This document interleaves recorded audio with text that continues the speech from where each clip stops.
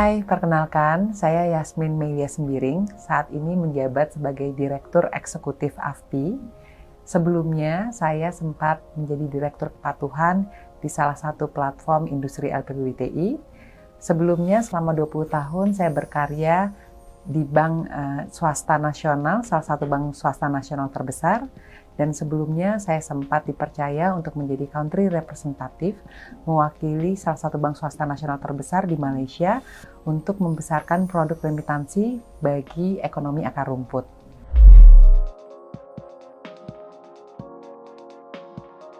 Memang sering sekali kita disalah namakan ya, disalah sebut gitu ya. Fintech P2P lending jadi pinjol, padahal secara fundamental sangat berbeda sekali. Jadi memang perlu ada disasosiasi dari fintech P2P lending dan pinjol. Kenapa berbeda? Fintech P2P lending itu memang berbeda dari pinjol dan we are not trying to play victim. Nggak apa-apa bahasanya gitu ya, karena ini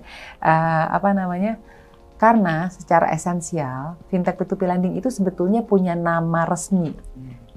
Itu namanya adalah LPBBTI, Layanan Pendanaan Bersama Berbasis Teknologi Informasi. Jadi, kami ini, para platform yang hadir di industri fintech P2P lending ini, hadirnya itu sebagai jembatan. Jembatan untuk apa? Jembatan untuk pendanaan bersama. Kami menghubungkan antara masyarakat yang mempunyai kelebihan dana, dalam hal ini disebut lender, dengan masyarakat yang memiliki kebutuhan akan pendanaan. Dalam hal ini disebut borrower. Jadi fungsinya adalah sebagai jembatan antara lender dan borrower. Jadi kalau kita pikir-pikir, sebenarnya ekonomi gotong royong itu terrefleksikan dengan sangat baik di industri ini. Gitu. Kenapa namanya jadinya panjang? Karena pendanaan bersama dengan basis teknologi informasi. Itu esensi dari kehadiran industri ini. Sangat mulia sebenarnya. Nah, sementara di satu sisi karena teknologi informasi kita masuk lewat handphone, lewat online, kadang-kadang suka disingkat gitu ya. Jadi namanya pinjaman online, pinjol gitu. Padahal pinjaman online itu ada berbagai macam yang terinterpretasikan dari situ. Ada digital banking secara online, bisa dibilang pinjaman online. Ada multi finance, buy now pay later yang hadir secara online, salah sebut juga pinjaman online. Yang lebih kacau lagi, ada yang dari antah berantah. Kenapa antah berantah? Karena kita nggak tahu itu apa bisnis modelnya. Karena yang perlu diingat teman-teman, saat ada dana yang untuk dipinjamkan, ada duitnya, ada yang meminjamkan kan. Siapa yang meminjamkan? Kalau di kami jelas. Ada lendernya terlihat dari mana? Jelas. Ada akadnya, ada perjanjiannya bisa dilihat di situ. Di lembaga jasa keuangan lain juga jelas. Nah kalau di pinjol ini nggak jelas ini siapa lendernya, sumber dananya saja sudah tidak jelas gitu. Karena dia antah berantah tiba-tiba muncul atas nama apa? Mereka itu ilegal. Masuk deh ke kantong kita, ke kantong borrower. Jadi dari sisi fundamentalnya saja sudah sangat-sangat berbeda. Karena itu si pinjol ilegal itu memang sangat harus dihindari. Nah, sementara industri LPBBTI ini itu adalah lembaga jasa keuangan yang sah.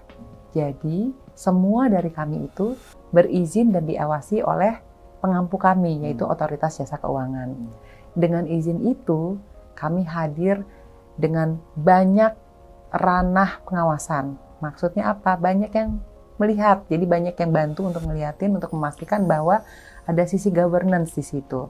Jadi terkait dengan keamanan data, terkait dengan etika, penagihan, itu kami semua sudah ada, pengampunya sudah ada, aturan mainnya sudah ada yang harus diikuti. Sementara pinjol-pinjol ilegal ini tadi, lagi-lagi antah berantah, semuanya nggak jelas, jadi hati-hati jangan terjebak, karena begitu terjebak masuk di situ, bisa aturan mainnya nggak ada, bunganya bisa sangat tinggi, penagihannya bisa sangat tidak beretika.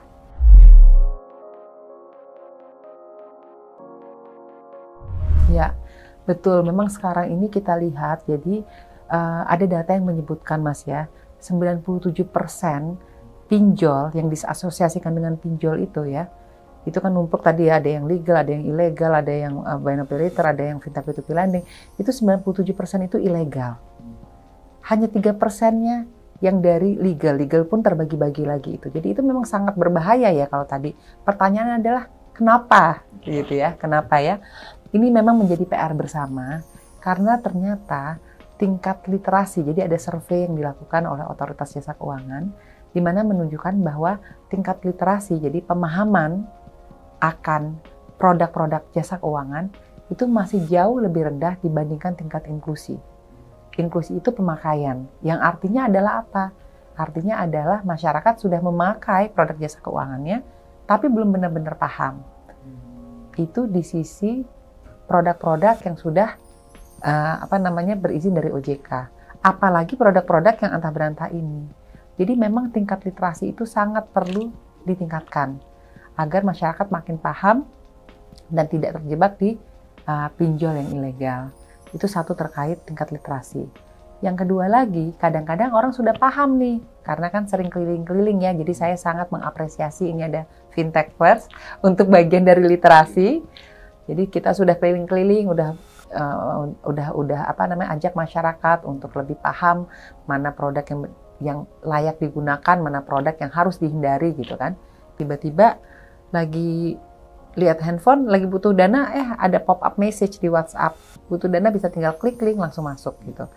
Itu kan sebetulnya harus dipertanyakan dari mana ya dia bisa dapat nomor WhatsApp saya misalnya. Dari mana dia bisa dapat link saya? Karena sebetulnya kalau di fintech P2P lending hal tersebut tidak dimungkinkan. Sementara yang ilegal punya akses. Harusnya kalau kita tidak gegabah dan kita sedikit lebih hati-hati, harusnya kita itu aja harus bertanyakan ya. Tapi kadang-kadang masyarakat kita itu acuh dan abai. Jadi akhirnya mereka paham, tapi ya seberapa sih, bukan pikir gitu, seberapa sih resikonya, yang penting dapat duitnya dulu gitu ya. Padahal sebetulnya banyak sekali bahaya menjerat di belakang. Nah dari sisi persyaratan masuk, mereka memang jauh lebih mudah. Kenapa? Karena yang dibutuhkan itu mungkin hanya KTP sama selfie. Hanya itu mungkin ya, hanya itu KTP dan selfie. Verifikasinya nggak jelas. Mungkin scoring modelnya juga nggak jelas. Namanya antah berantah, semuanya serba tidak jelas. Dan yang paling menyeramkan sebetulnya, selalu kita tanyakan, mungkin saya juga mengajak teman-teman masyarakat, saat ada sesuatu yang terlalu mudah, terlalu enak gitu, harus dipertanyakan, kenapa? Kenapa terlalu mudah? Karena mereka minta, ada satu ya, teman-teman pinjol ilegal itu begitu diklik gitu, ada minta dia data-data di handphone. Nanti kalau teman-teman masuk ke fintech P2P lending, persyaratannya mungkin akan lebih banyak. Ya, ada KTP, ada selfie, ada liveness detection, teman-teman akan diminta untuk tanda tangan elektronik, gitu kan. Teman-teman akan diminta nomor rekening sama nama itu harus sama karena disbursementnya ke sana. Banyak persyaratannya. Kenapa? Karena di kami itu juga yang bisa diakses itu hanya camilan, kamera, mikrofon, location. Itu pun masing-masing ada alasannya kenapa diminta kamera, karena harus selfie dan liveness. Location juga untuk mikrofon, location untuk keperluan scoring model. Jadi semuanya ada alasan kenapa diminta. Kita nggak pernah itu minta foto lah, atau akses ke galeri lah, gitu ya. Atau bahkan akses ke handphone yang ini. Sementara kalau tadi jauh lebih mudah karena sekali klik data-data di handphone teman-teman itu bisa terakses semua. Bayangkan betapa bahayanya hal tersebut.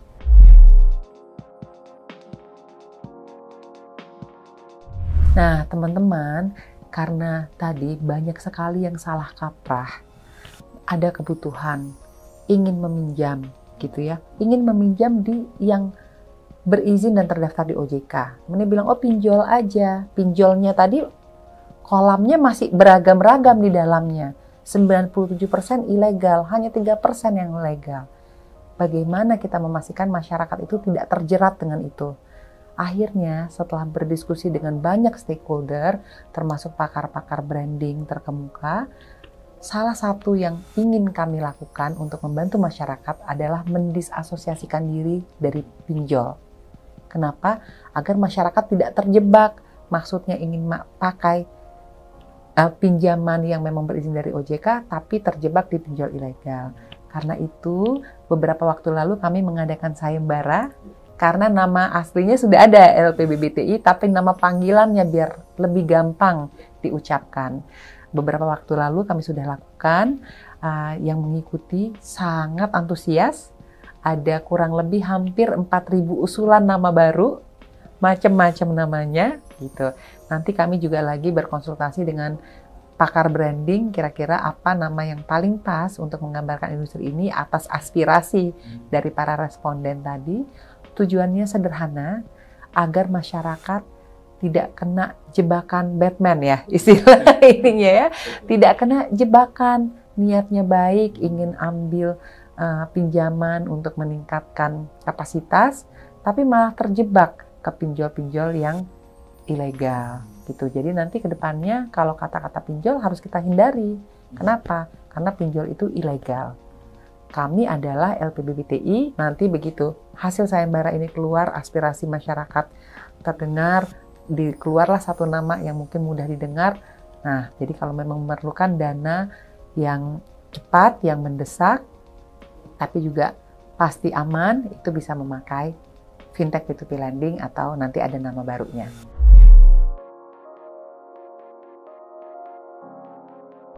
Kami sangat optimis.